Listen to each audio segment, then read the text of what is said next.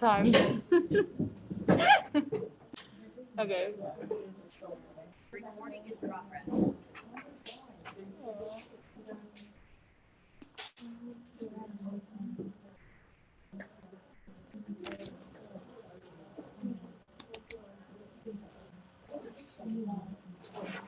We'll probably take a few minutes.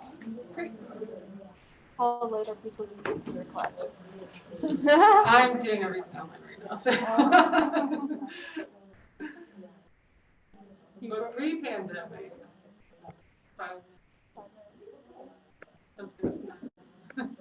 I had one class where on every other day except for Tuesday, my classes started at 1:20.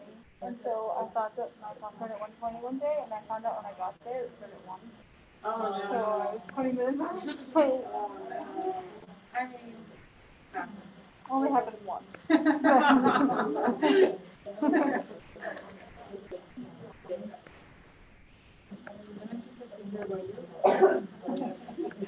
I tried to look you up, but I couldn't find you. Yeah, because I am just a student, like not a established professor, but had some experiences. This is a good resume over. Yeah. To hear more about it.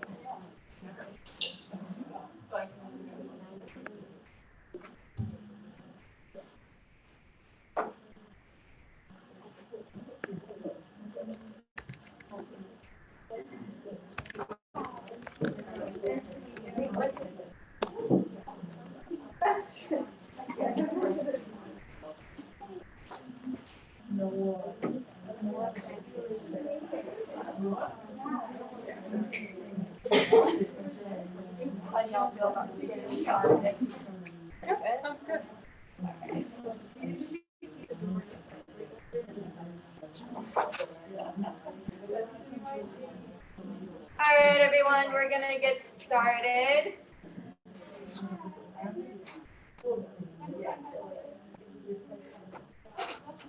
Never mind, let's wait till these people get it.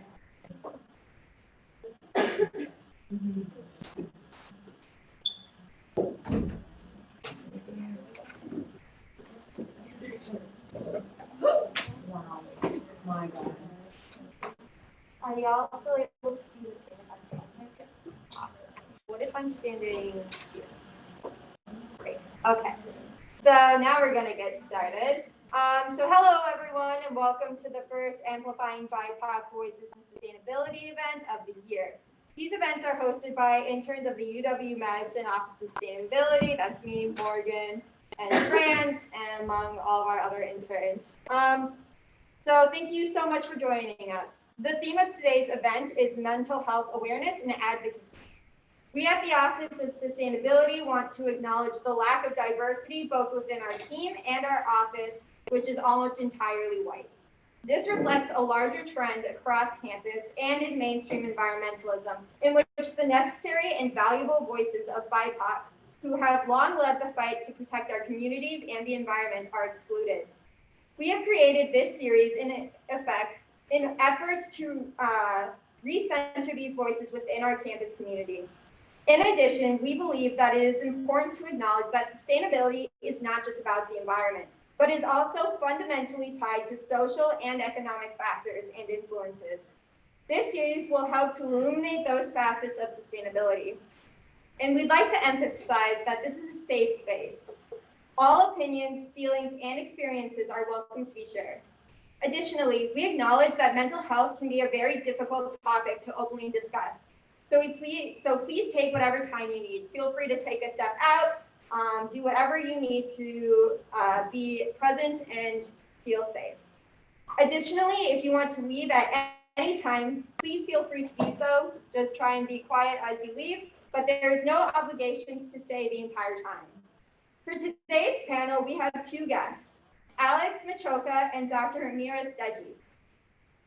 Each panelist will introduce themselves, then we will have them answer some pre-selected questions, during which we invite you to think about any questions that you might have for the panelists. And then finally, we'll open up to all of y'all, and if you have any questions, we'll have the panelists answer them to their ability.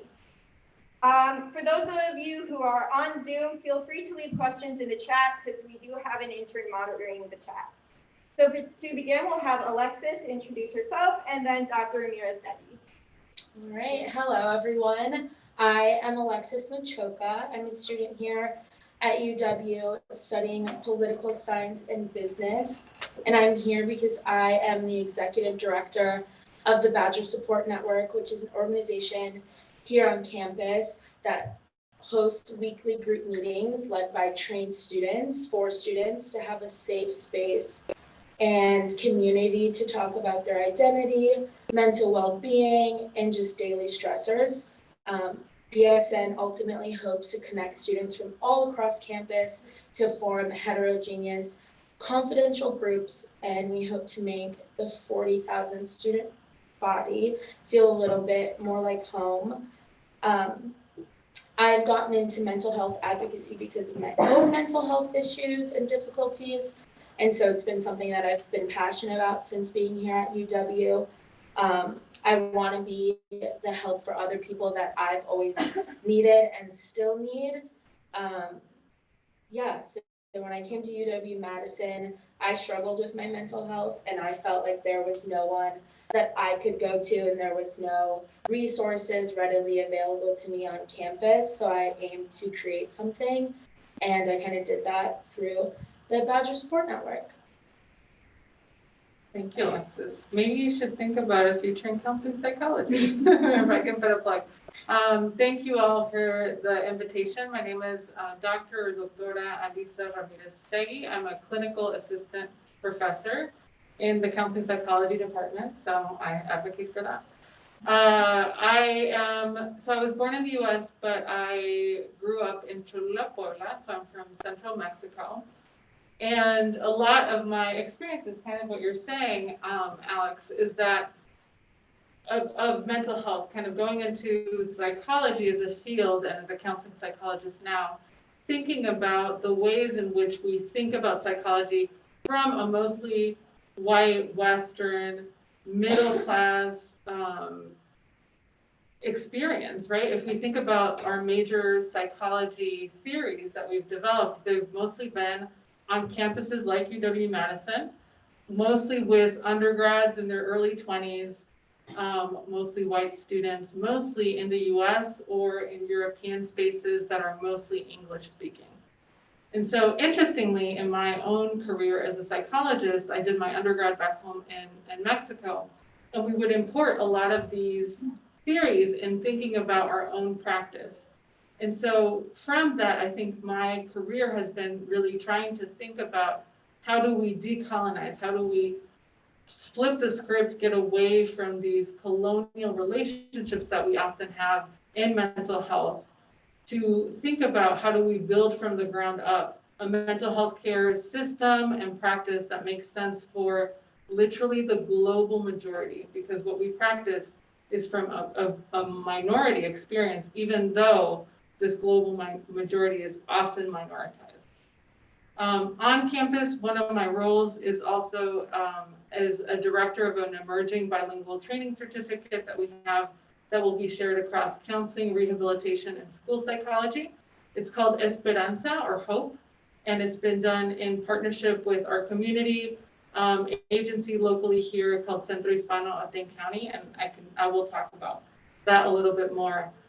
So a lot of my work is doing community engaged work as well. Thank you all again for the invitation.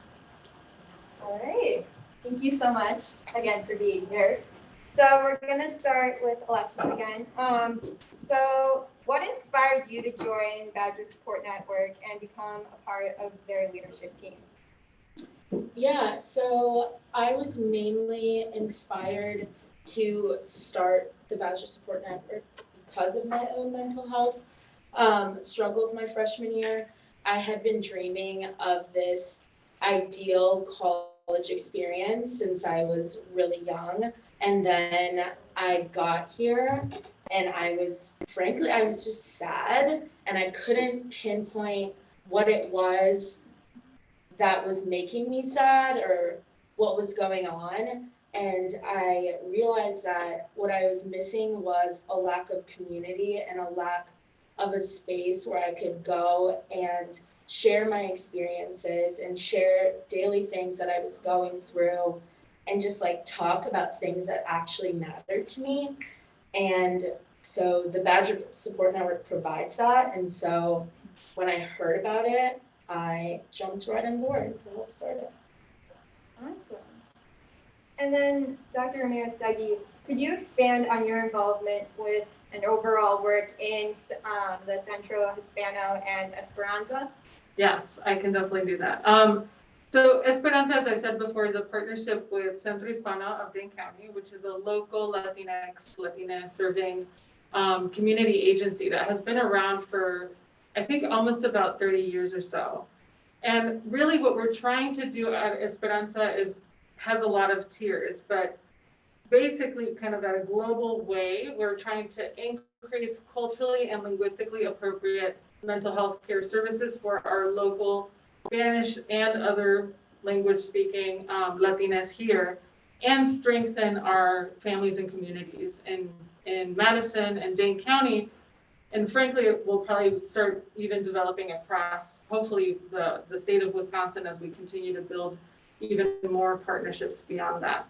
So kind of a tagline for our Esperanza work is Nuestra Cultura de Salud, like our culture of health, because a lot of the work that we are doing is not only with me as a counseling psychologist, but at the intersection with other folks who are in public health. So my main community partner, Evelyn Cruz, has, again, over like 30 years of experience working in public health care systems here in Wisconsin, and really trying to look at holistically what are all these other pieces that influence mental health care. So not only about the direct health or mental health care services, but thinking about social, environmental, political, and cultural factors that influence how people are able to access wellness and care. At UW-Madison, we're developing a training certificate, so we'll have an ability to recruit bilingual Spanish-speaking graduate students to go through this training certificate. And then on the community side, we do a lot of kind of community-facing work. We have started, Evelyn and I co-lead a Spanish-speaking healing ethno and racial trauma group that we try to get together a bunch of different leaders and members of different community agencies to talk about what healing ethno and racial trauma could look like for our communities. It also means what could it look like for ourselves too. I think oftentimes one of the challenges that we see is that Latinas themselves, even though we're working for the community, we are also experiencing a lot of the types of discrimination that our communities face as well. And then at Centro, I think part of the sustainability piece too is thinking how can we develop and support our staff so that they also can do the type of work that they're doing. Centro as an agency does a lot of work in the community, a lot of youth program development, a lot of workforce development, and just general community facing support. So. Awesome, thank you so much. All right, and then these next two questions will be for both of you. You can choose who goes in what order. So the first one being, what are some challenges that BIPOC and QTPOC, which stands for Queer and Trans People of Color, communities face in terms of mental health services? And then the second question is, how can students, professors, and staff members support each other? I'll let Alex go first. All right. All right. So I'll start with the first half of the question. And I am not an expert by any means.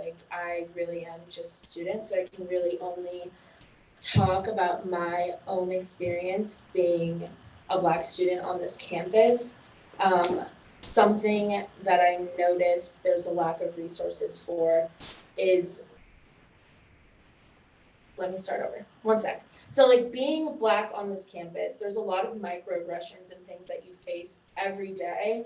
And there's just no one there to help guide you through that or talk to you about that. And I came to this campus, not I knew it was going to be majority white, but I don't think I was fully prepared to come to a school and walk into a classroom full of people and be the only person of color.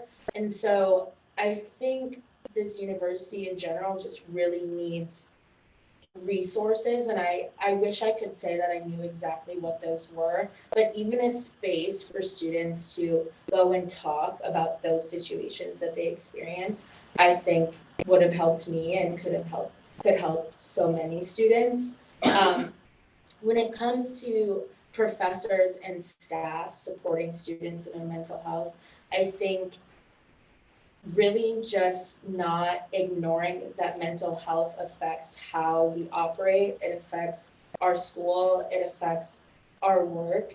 There were so many times during the pandemic where professors would send those emails that were like, we know it's unprecedented times, but here's this assignment that you have to do. And it's I understand we're here to get a degree and they're doing their best too, but sometimes it just felt like there needed to be a break incorporated in there somewhere, or I needed to know as a student that I could go to my professor and be like, hey, I'm struggling. Do you have resources for me? Or can we take this a little slower right now? And I think if professors made that more known, or the university gave professors resources to put things like that in their syllabus, that would be really helpful for students. I agree. I think I have a follow-up question for you before we go to Dr. Ramirez Stege. As a primarily white audience and also white staff within the Office of Sustainability, what can we do to help kind of influence the campus to get more resources that BIPOC communities need? Yeah, I think coming to things like this, talking to BIPOC people, I think just advocating for the people who aren't being listened to is really all you can do, and just listen and collaborate. Thank you. Yeah, thank you, Alex. I definitely agree. So I'm a graduate from UW-Madison. I did my graduate school here, so my master's and my doctorate. So I was on campus from 2012 to 2018. And I think there is a piece of having a historical context for understanding the waves of constant violence and oppression and discrimination that Black, Indigenous, and people of color experience on campus and locally in the community, but then also generally, right, outside of this community space within the university, kind of at a more national level as well. Laura Vandernot, I was listening to a collective trauma summit presentation she was doing about that. I highly recommend her TED Talk. She talks about waves of trauma and how often when we are either in helping professions where we're constantly witnessing other people's trauma, or if you are experiencing constant trauma because you are being traumatized over and over again by your community in your community, we need spaces for people to digest that. So she talks about these waves as continuously lighting up our nervous systems. And if there's no place to displace that energy, then we keep that in our bodies, right? And that makes literally people ill. So there's so many people who are in nonprofit, sustainability work, et cetera, who get physically ill because they're having to experience these waves over and over again. And so I think it speaks to the need of sanctuary spaces. So it's interesting that you all called this a safe space. I hope it is also a safe space. We also need sanctuary spaces where BIPOC, queer, trans folks can go and take a breath and experience joy and nurturing and affirmation for all their cultural selves, where they can take that energy from those traumas and waves of traumas and dissipate it somewhere else so that they can digest that. So I'll say, I think that is a huge challenge. Part of that too, I think it speaks to both the individual, but also the community and the structural levels of these types of marginalization, violence, oppression, and discrimination, right? We, in our policies and procedures, you're talking about how classes are run, right?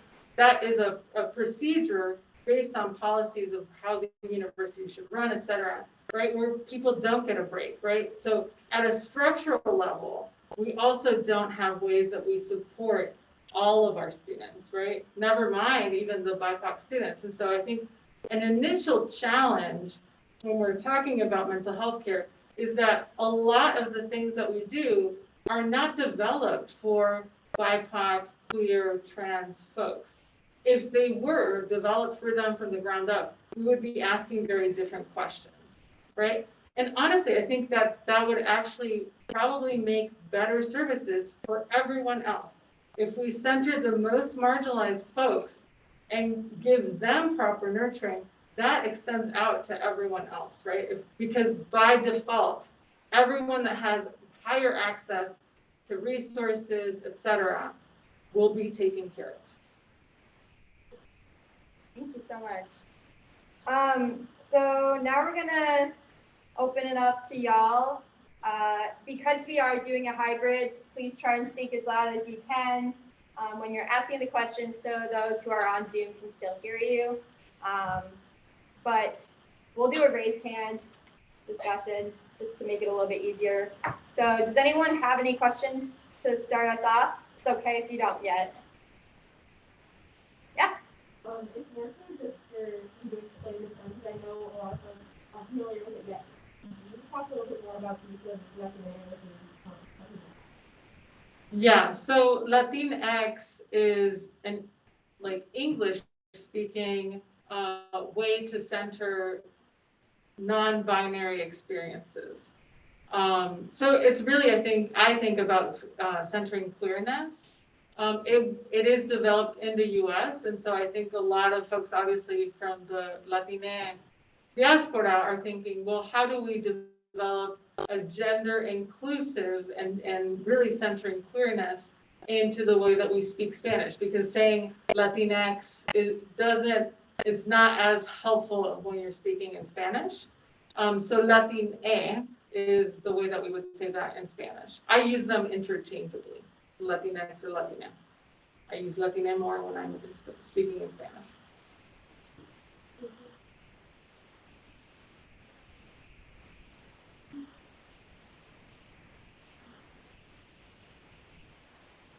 I'm curious, Professor, what kinds of strategies do you use for your students to stress that you also prioritize mental health classes? Because as I'm a sociology major, and I always joke that my professors are much more lenient about those kinds of things than a lot of my friends in STEM. So I've noticed that different professors have very different stuff. Yeah, I think for me, a main thing, and it continues to be a learning experience too, as I teach different classes. And so I got my first faculty job in 2019. I had been on the job for 6 months when the pandemic happened. So a lot of my teaching has been through the pandemic and online. So for me, I think it's a lot about building flexibility.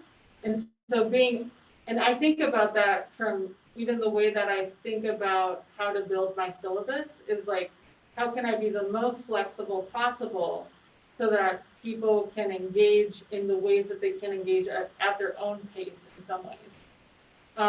So for the most part, for example, at the beginning of my teaching, I think And this is part, when I talk about decolonizing, it's often about thinking about like the power structures and why things are the way that they are, and how do we change them so that we're not continuously recreating the same power dynamics that keep people marginalized based on these colonial histories that we have, and do something different, right? And so I think part of decolonizing my teaching has been to get feedback from students about what flexibility needs to look like, and kind of tossing out what ways in which I was acculturated to be as a faculty, right? That people needed to have a certain deadline, or needed to do X, Y, or Z, and instead to be kind of like realistic. So one of the things that I think about, again, flexibility, how much work is it actually going to take my students to read something, and how much work space am I providing for them to have some time to think about and reflect what they're inputting. But I also have a lot of resources. So instead, I give less amount of needed work that's going to be like on a quiz or something like that. And I provide a lot of additional resources. Drop into your own experience if you really like a theme or topic or whatever. This is more for you if you want it. And when things on our community level are getting real and difficult, then really dropping things, saying like, let's not have a quiz anymore. That's it. Being open to feedback from folks too. So can you gauge that from students when they're feeling like a quiz needs to be dropped? Do you feel like they're open with you about that? Oh, that's a good question. No, not necessarily. I don't think necessarily people will tell me directly. I think part of it is trying to empathize with what it would be like to be a student right now on campus when things are happening. Part of it is talking with my teaching team. So I always have a teaching team, and I think I have wonderful TAs who help me do a lot of the teaching and thinking through and problem solving. What should we be doing? And then being like, what is really needed to demonstrate learning? And I think part of my approach too is like, I think part of academia is a little bit of policing people's engagement. And the reality is that you all, even if you are not directly paying for your tuition, you are paying to be here in some shape or form. You're giving your time and effort and all of that. And if you are taking my class and not putting in effort, that's on you. That's fine. Like it doesn't make a difference for me necessarily personally. Of course, I would like people to engage with the material, but I don't feel like I need to be policing them. People are adults, and even children should be policed.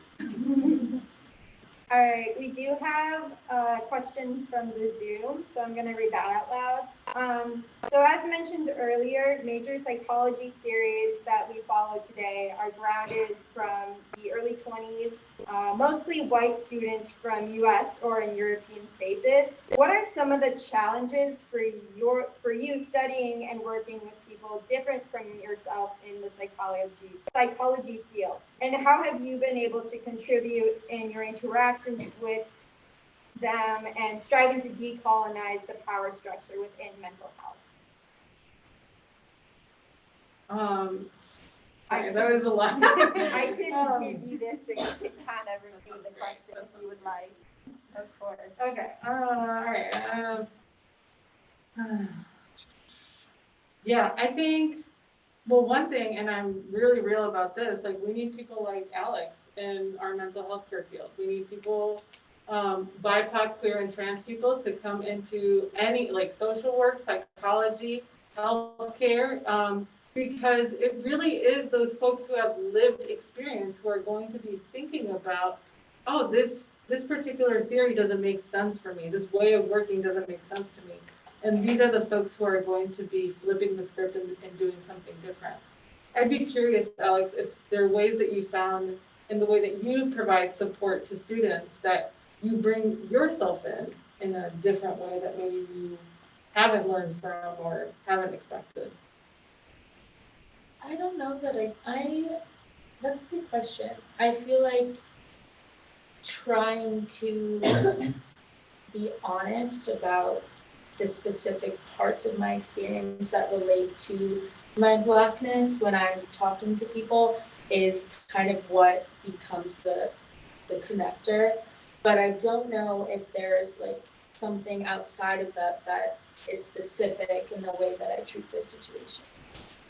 Yeah. I mean, let's be real, y'all. Freud was, when he developed psychoanalysis, he was thinking about his own self, right?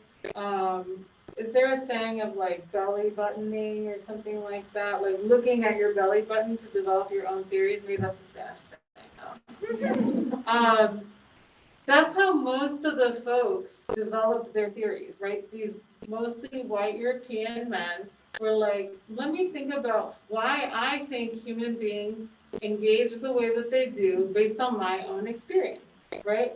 But for some reason, we feel like Black, Indigenous, and other people of color, we don't have the social power to do that, or like somehow our experiences are not worthy of that.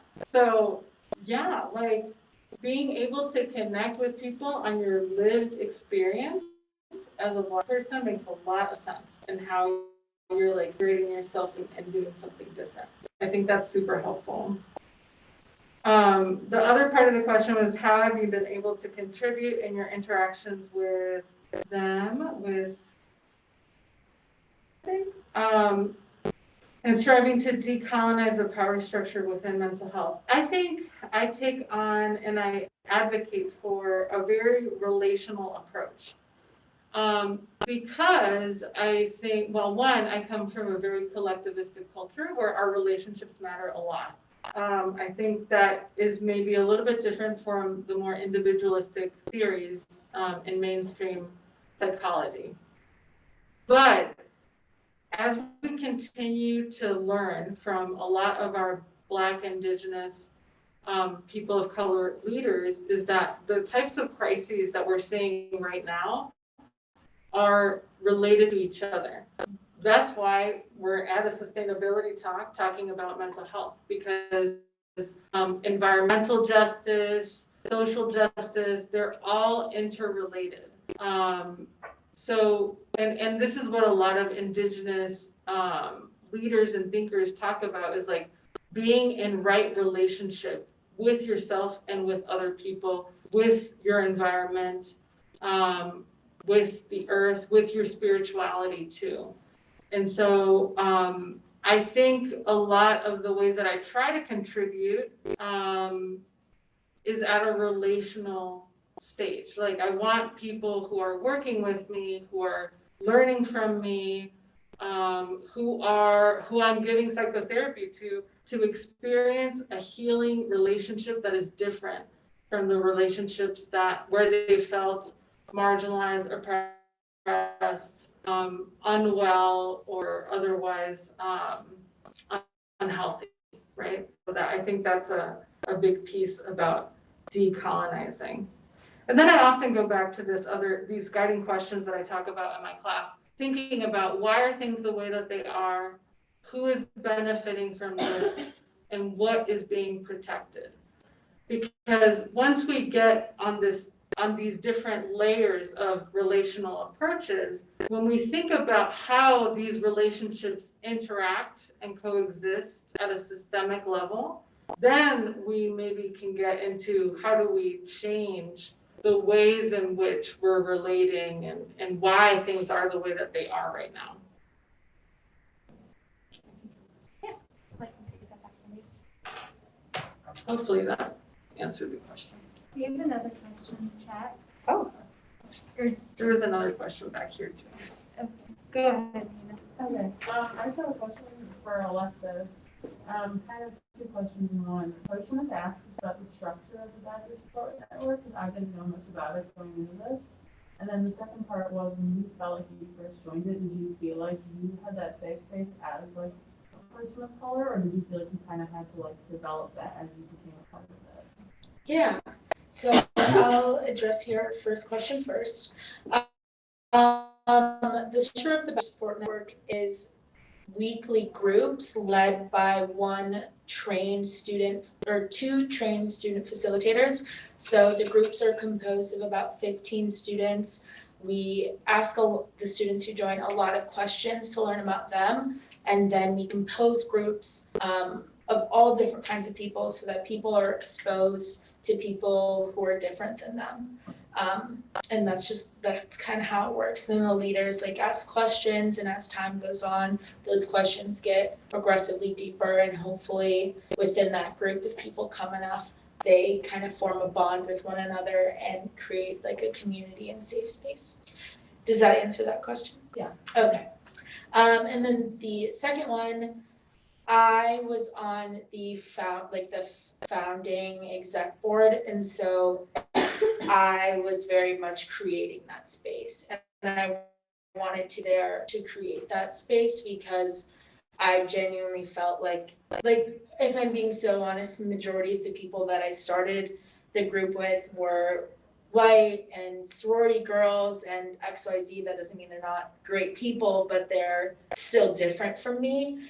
And I knew that I wanted to create a space where people who were like me and like them and like so many other people could come. So right now, as the club is still kind of forming, we are still working on creating that space because it still is hard getting so many different people involved. But yeah, does that answer that? Yeah, it does. Okay. All right, and then yes, we will answer questions from the chat. To those of you who are on Zoom, we'll be monitoring both. One of the questions that is from the chat is, what are some steps you think are important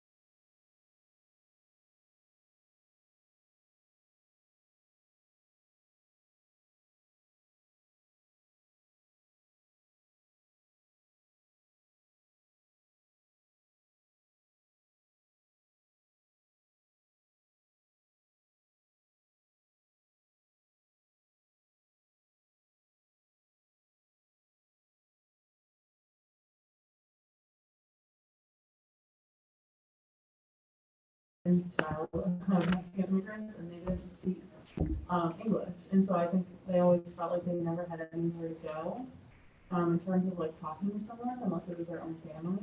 And so I was wondering, like, what are some ways that you think like universities or like cities or like maybe like, you know, from the ground up kind of like organizations could improve that, especially in areas like in Milwaukee where you have a huge Hispanic population. I think in an ideal world, you would have multilingual folks, particularly folks who are like the community facing people, right? Like people at the reception or program support staff or whoever's going to be that first person who's talking to someone who might be multilingual. And then obviously having multilingual providers is a huge plus. In lieu of that, if that is not possible, I would again go back to these guiding questions of why is that not possible, right? Why can't we get or retain multilingual staff? But to provide like an actual idea, also using interpreters, right? So there's really great interpreter services that you can do online or on the phone. You have to be trained to do that and try to understand what it's like to work with an interpreter so that you're competent in doing that. But sometimes even working with an interpreter is a barrier. Like we have a lot of providers who are unwilling to call an interpreter. They'd rather struggle through. And really, again, that goes back to this power dynamic in these relationships, right? Most likely they're just being like, okay, if this person is nodding, then they're in agreement with what I'm saying.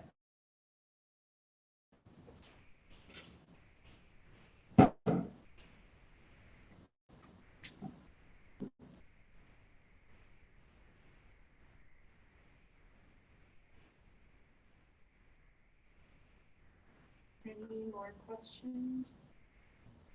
Also from the chat, feel free to send us some. All questions are welcome.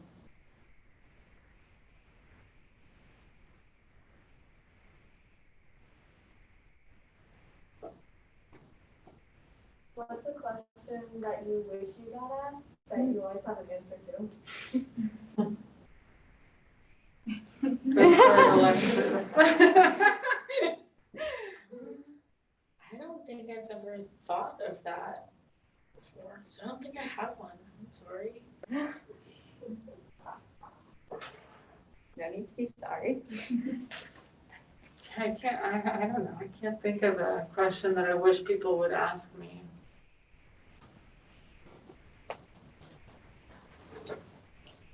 If we don't have Don't. any questions from the audience yet, I can ask a couple, give y'all some more time to think. So just kind of in general, what strategies do you use or recommend for others to take care of their mental health?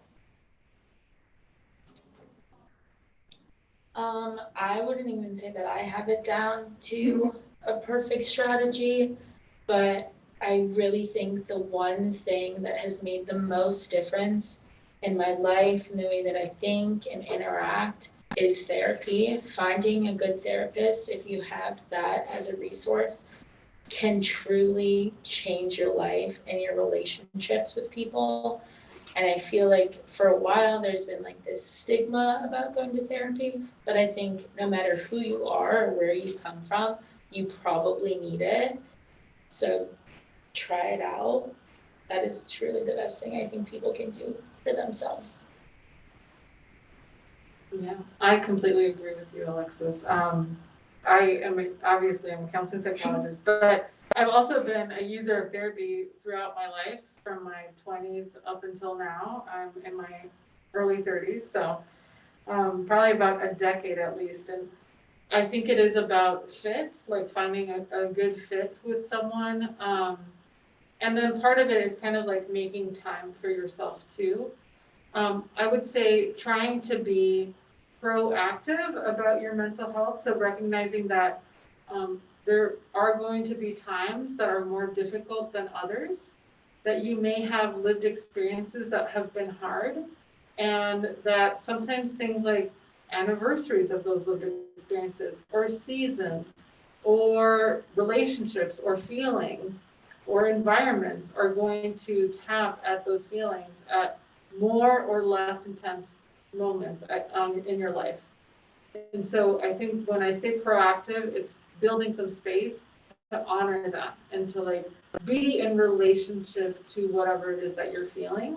I think oftentimes we tend to want to avoid our feelings, and or only want to look at the feelings that are positive feelings, feel good feelings.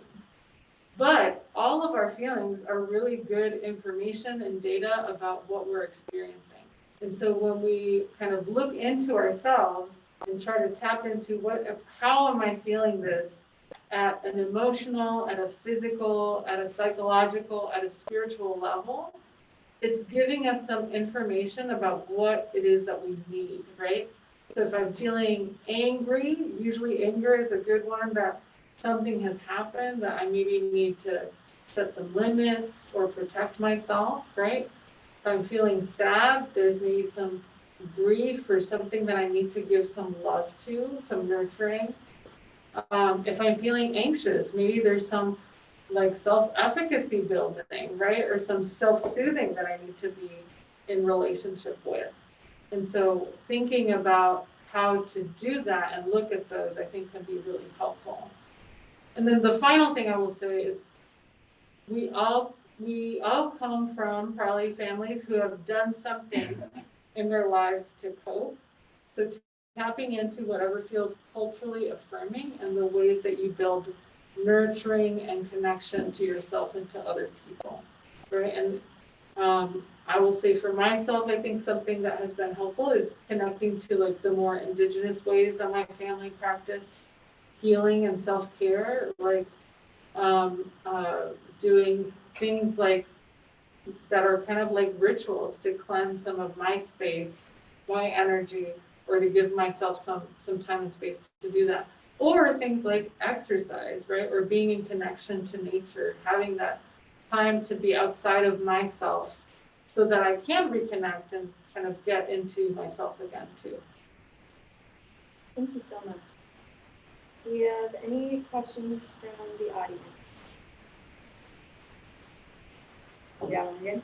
So I'm just curious, so either of you have noticed if there have been any changes around the conversation of post-pandemic. So whether that's like in your personal lives or just in the broader community.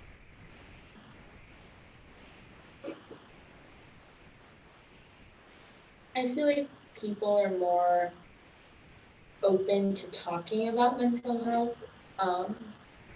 I don't know if I've actually noticed any changes, but I have noticed things like people would feel more comfortable like posting an Instagram banner or things like that.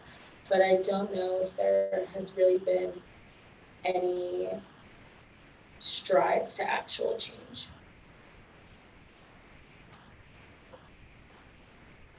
I feel like maybe I'll disagree a little bit.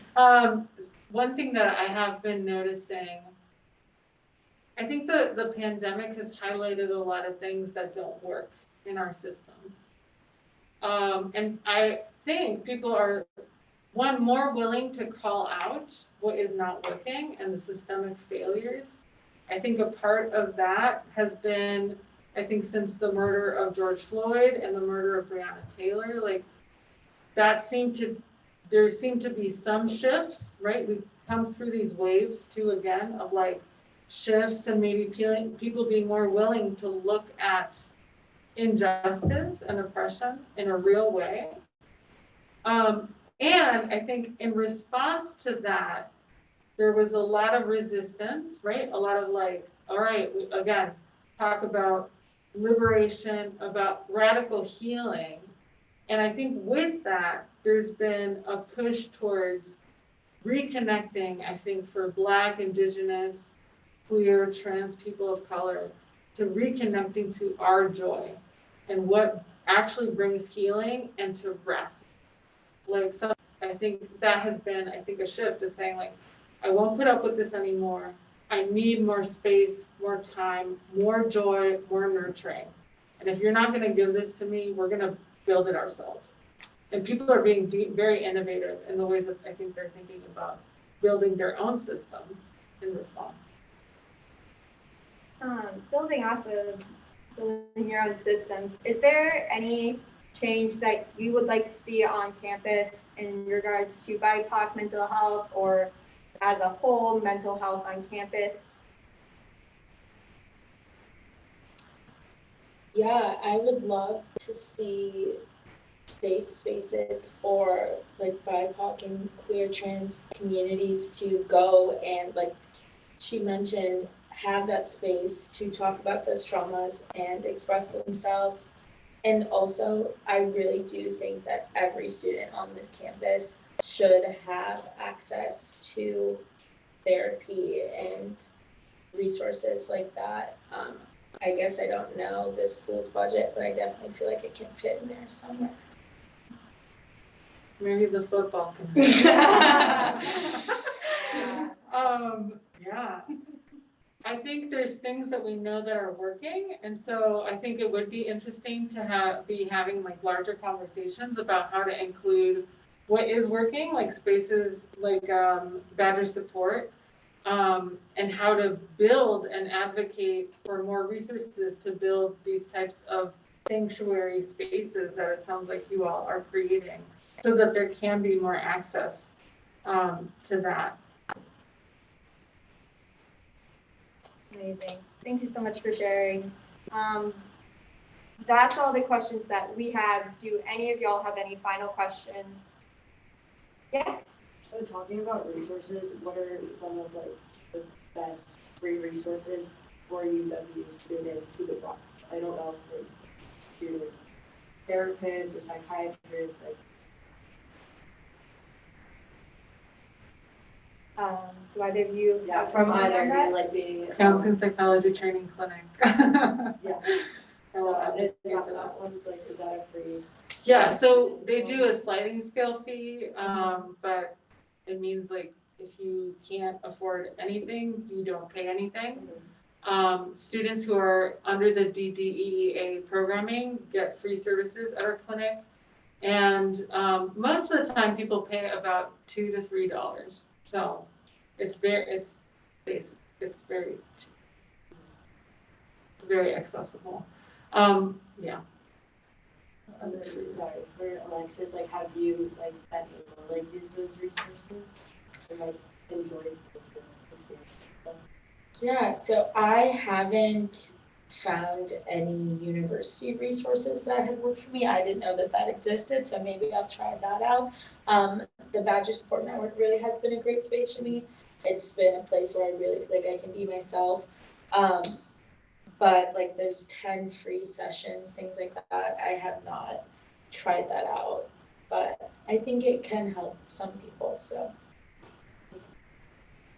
What we also know about psychotherapy is that people on average go probably about, I think it's 6 to 7 sessions, maybe at the most. No, it's a lot less than that, maybe like 3 sessions, 1 session. On average, people drop out. But usually people do feel a lot better after about 6 or 7 sessions. So there is, I think, some reasoning behind how UHS has set up their services to try to reach the most students possible. And then the last time I heard is that there is some flexibility at UHS too if people need more than 10 sessions. Check that out.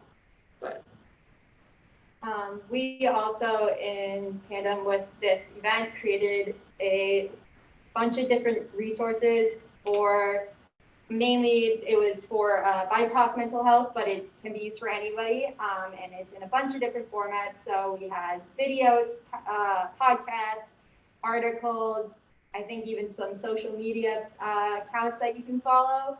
I'm not positive where you can find that. Morgan, do you know? Okay, you can find that at our Office of Sustainability website. There you go. So that's not on campus, but it's some additional resources. that is open to all of y'all. I will say also that, so the VA does really cool apps too for mental health. One that I recommend to a lot of clients is the Ptsd Coach App. Even though it's specific to PTSD, it actually has a lot of different coping strategies that are super helpful. It's a great app for anyone who has kind of like broader mental health concerns, particularly for like anxiety, depression, PTSD. It's a really great app. It's very user-friendly and helpful.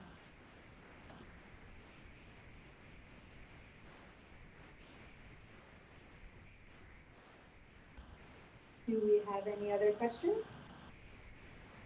Oh, we just got one.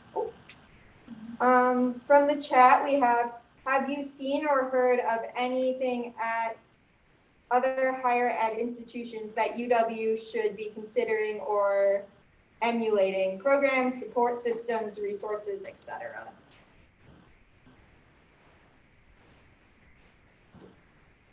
It's both of you. I personally have one, but I also haven't looked into what other universities are doing.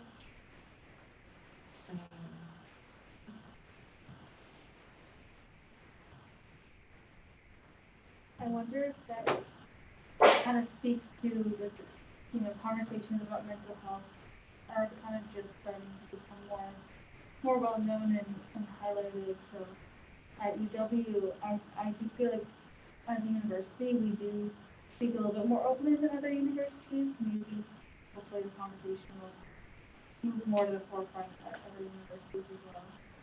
And I'd be curious what someone who is directly working like at a university counseling center might say, because they would probably have a different perspective.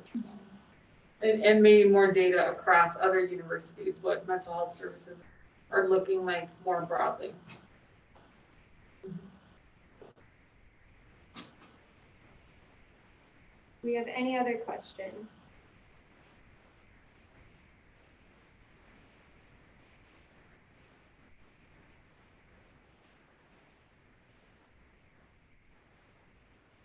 All right. Well, if we don't have any other questions, I want to say thank you so much to all of you for showing up and for participating. And a huge, huge thank you to our panelists. You are what made this event happen. Yes. And for everyone, keep your eyes out for our October event. There will be posts and different information about it, just like with this one. And you are all welcome to come to that one as well. And that one's going to be Indigenous activism. Thank you all so much. Yeah, thank you again.